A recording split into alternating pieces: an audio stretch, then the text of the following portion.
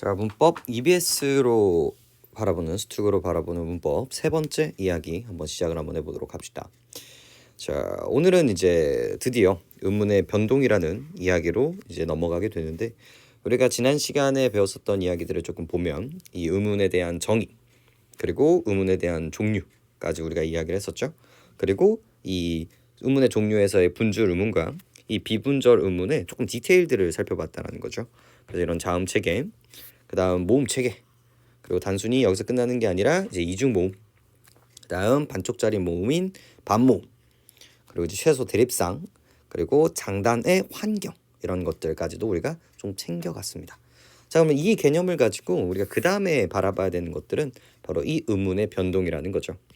이 음문이 그냥 있는 그대로 발음이 되면 참 좋은데, 이 음문이 어떠한 환경에 처하느냐에 따라서 발음되는 상황들이 바뀝니다. 그래서 그런 현상들을 음문의 변동이라고 이야기를 하고요. 자, 정의를 조금 볼까요?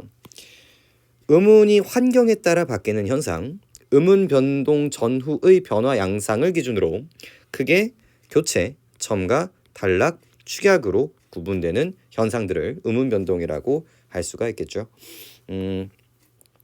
그래서 여러분들이 이제 앞으로 공부하실 방향성들은 어떠한 변동이 있었을 때 그 변동이 교체에 들어가는지, 첨가에 들어가는지, 탈락에 들어가는지, 축약으로 들어가는지를 이제 구분할 수 있다가 첫 번째고요.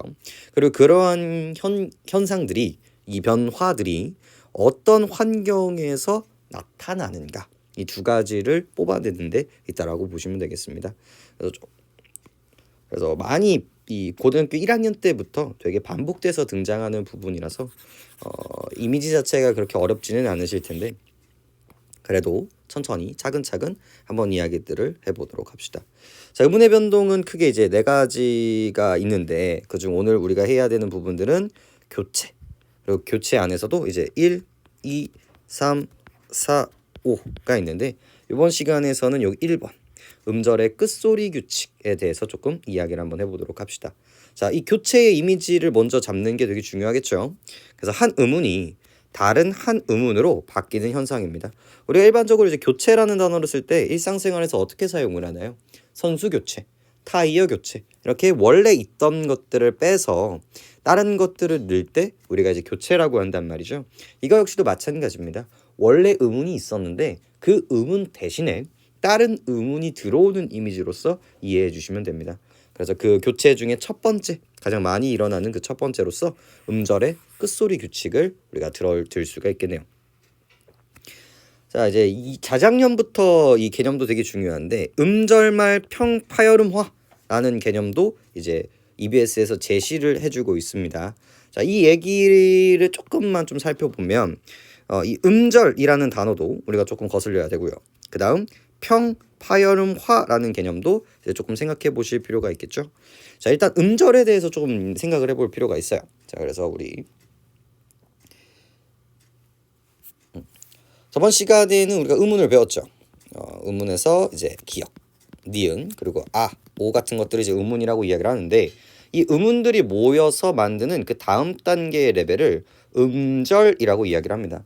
소리를 끊는다라는 뜻으로서 음문의 뜻은 뜻을 구별해주는 우리 최소단이었죠. 자, 음절은요, 소리를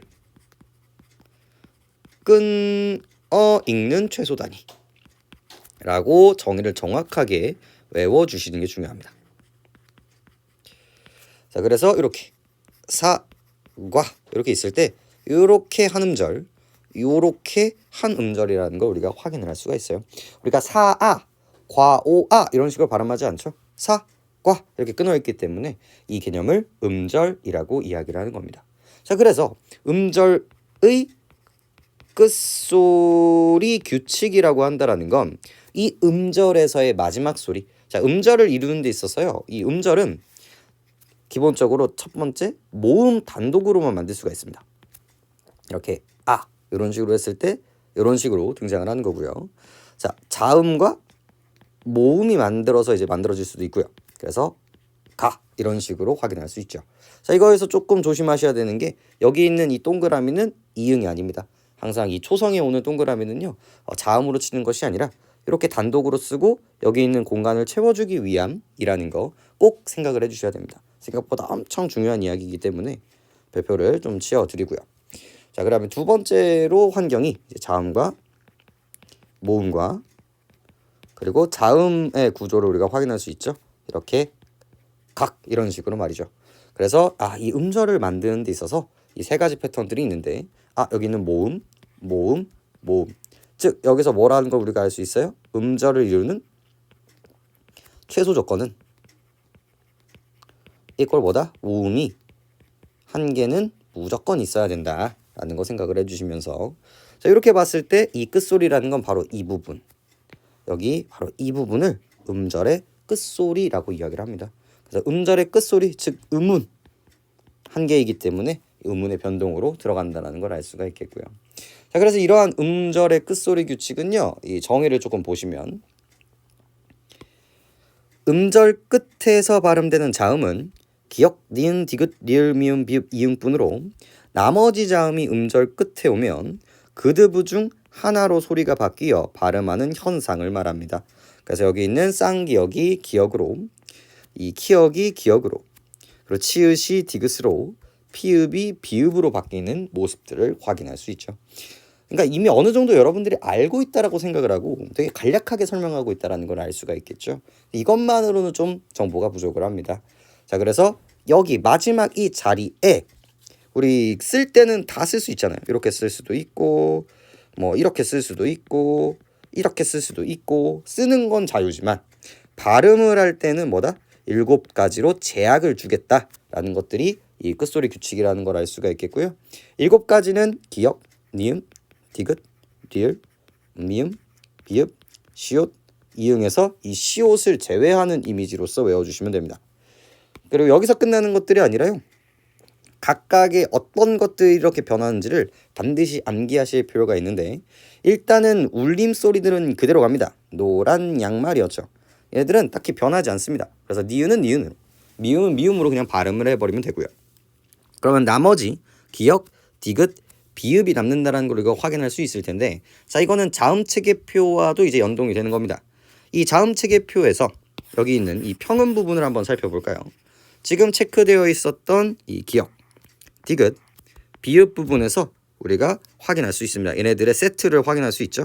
그래서 이 음절의 끝소리 규칙도 여기에 기반을 해서 얘네들의 친구들, 그 끄크, 뜨뜨트, 뿌뿌프를 나왔을 때 위쪽으로 읽는다라고 생각을 하시면 되겠고요.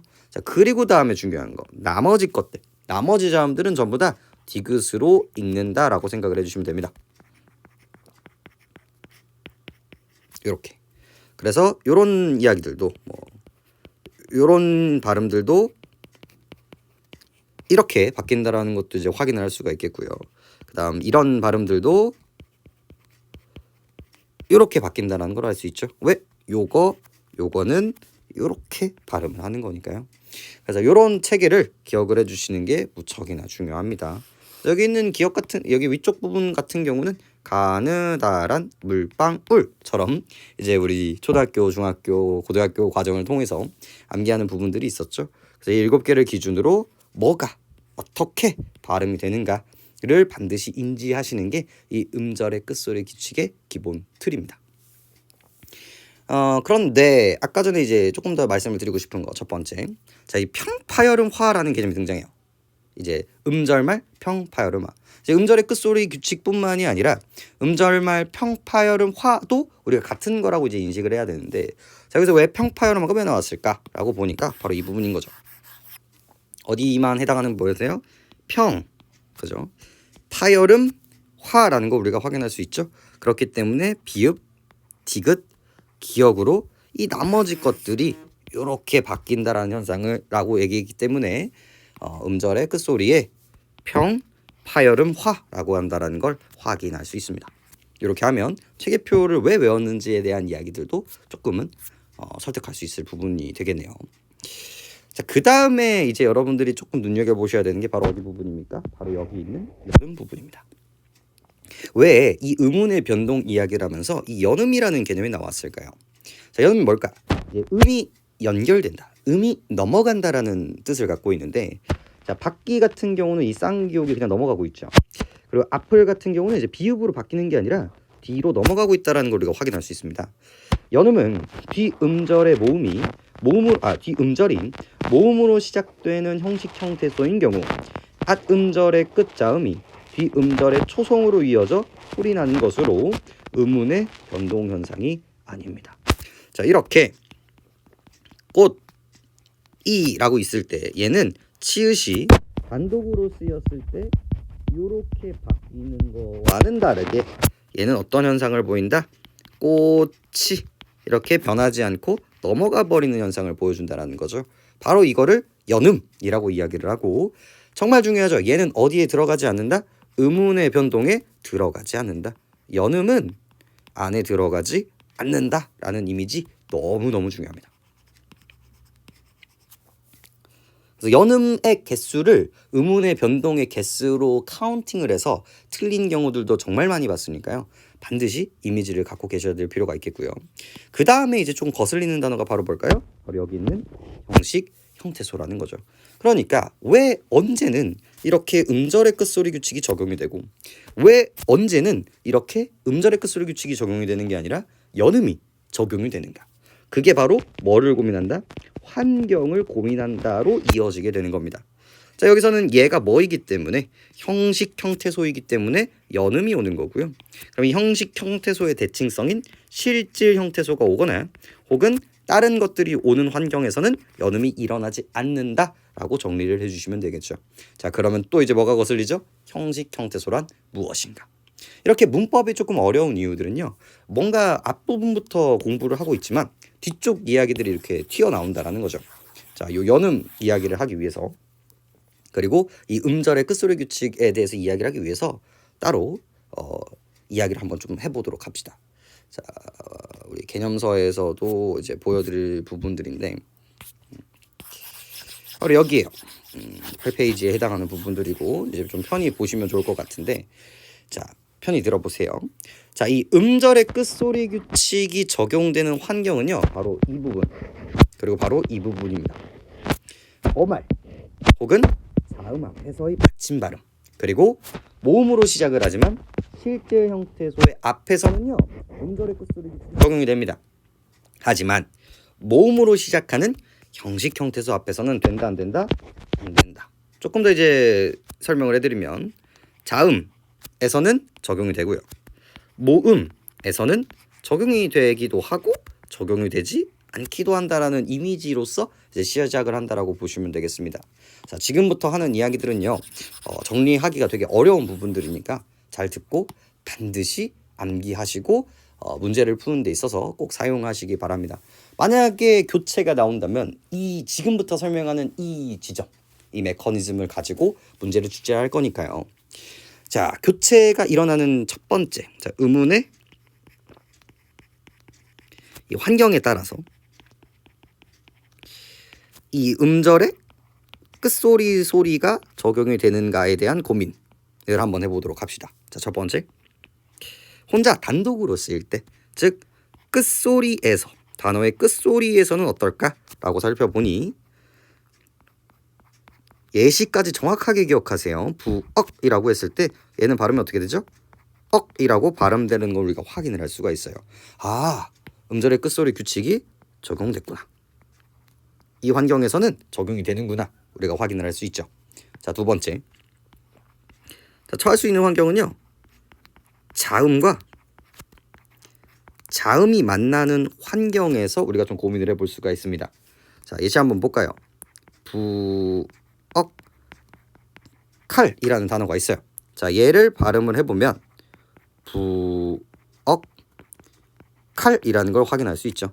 요렇게 키역과 키역, 즉 자음과 자음이 만나는 환경에서는 얘가 기역으로 바뀌고 있다는 걸 확인할 수 있죠. 그래서 얘 역시도 자음과 자음의 환경에서도 적용이 된다는 걸 확인할 수 있습니다. 자, 뒤쪽의 이야기를 조금 더 끌어오면요, 이런 단어들도 있을 수 있거든요. 부억 물이라는 단어가 있다고 쳐봅시다. 얘는 이제 키역과 미음이 만나는 환경인데요, 얘의 결과값을 보면 부엉물이라는 단어가 만들어집니다. 자, 얘는 아무튼 자음과 만나고 이 부분과 만나고 있기 때문에 얘가 일단 뭐로 바뀝니까? 기역으로 바뀌죠. 그리고 얘는 울리고 얘는 안 울림 소리인데 얘가 얘를 울리게 만들므로써 이응으로 바꿔주죠. 이런 것들을 비음화라고 이야기를 합니다.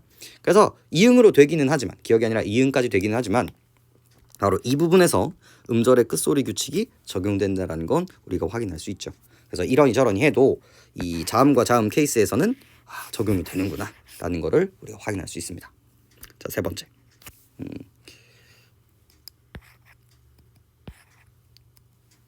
세 번째.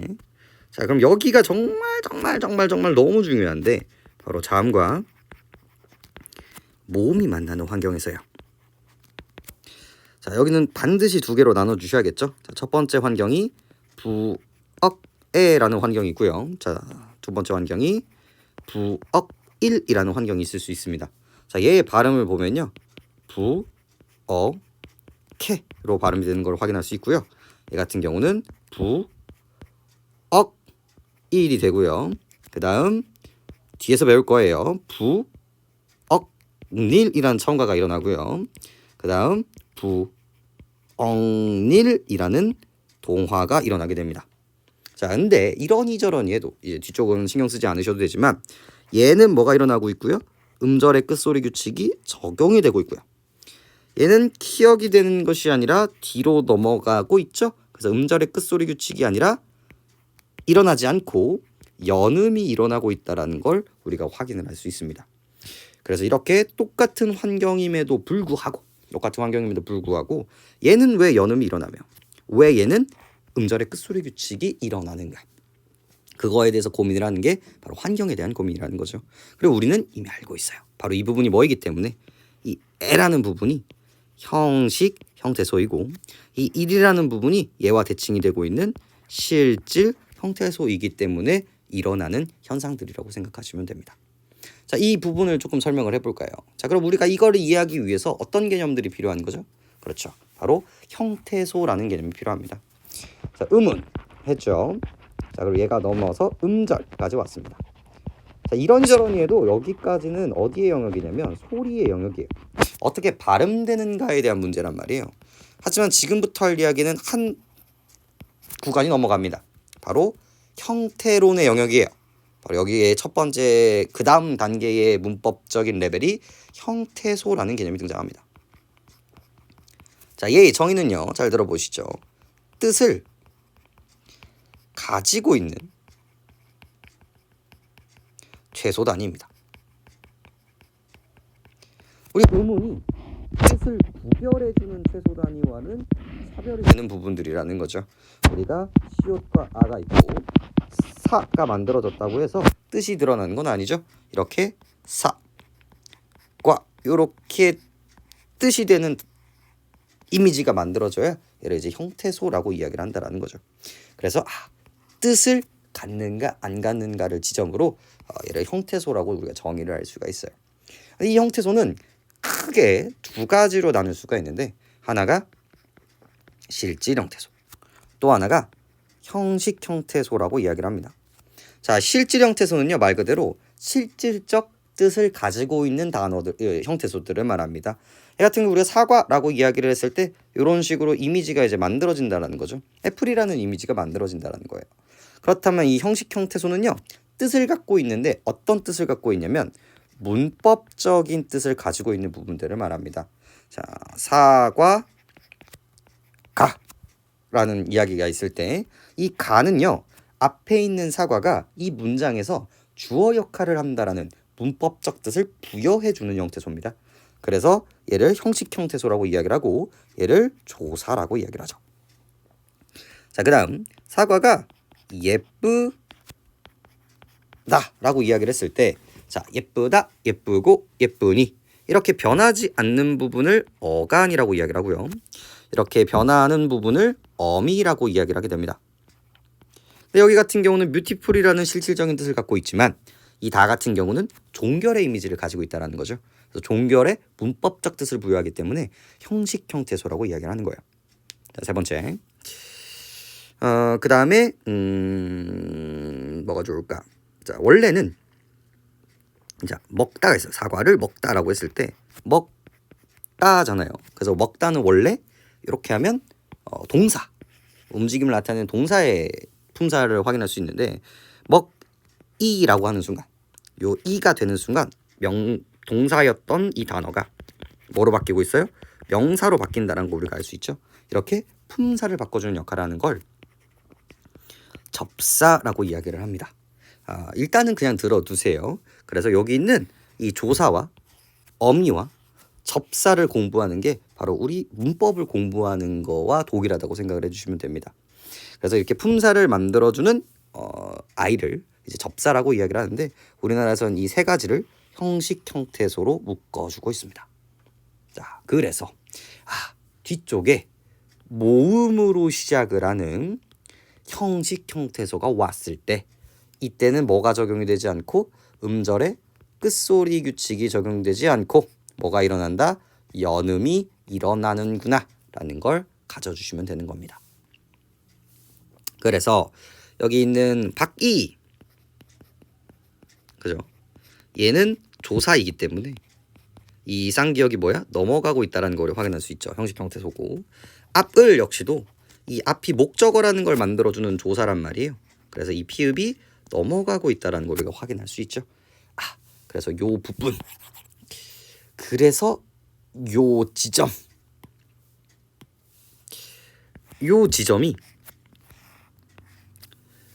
뭘 만들어주기 때문에, 대칭을 만들어주기 때문에 너무너무 중요한 지점들이에요. 자, 그래서 이 여기 부분은 적용이 되고 이 부분은 적용이 되지 않는다는 뭘 만들어주고 있어요? 대칭을 만들고 있죠. 대조와 대비를 만들어주고 있단 말이에요. 만약에 문제가 나온다면 바로 이 부분입니다. 수능도 마찬가지고요. 내신은 거의 무조건이라고 생각하셔도 무방합니다. 그래서 이런 부분들이 어떻게 적용이 되는지, 왜 연음이 되고 왜 음절의 끝소리 규칙이 적용이 되는지, 그리고 연음은 음절의 음운의 변동으로 들어가지 않기 때문에 이제 항상 숫자를 세거나 환경이 있니 없니에서도 OX로 잘 구분을 해야 한다라는 거 생각을 해주실 필요가 있습니다. 그리고 뭐 높아심에 하나만 더 보여드리면 이런 거 있죠. 이렇게 자음군이 나왔을 때도 마찬가지입니다. 고민하지 마시고 뒤에 있는 거 넘겨주시면 돼요. 이렇게 여기가 형식 형태소라면 말이죠. 그래서 헷갈리지 마시고 이런 것들도 다 연음으로 들어간다는 거. 자, 여기까지가 우리 음절의 끝소리 규칙에 대한 이야기였습니다. 그래서 여기 첫 번째 있는 요 얘기를 하기 위해서 이 정도의 이야기가 필요하다라는 거예요. 그래서 왜 연음이 왔는가, 그리고 여기에서 이 형태소가 왜 등장하는가, 그죠? 음절에 대한 개념은 왜 등장하는가, 이런 것까지 생각하시면서 이 세 번째 이야기, 교체의 첫 번째 이야기는 이 정도로 한번 정리해 보도록 하겠습니다.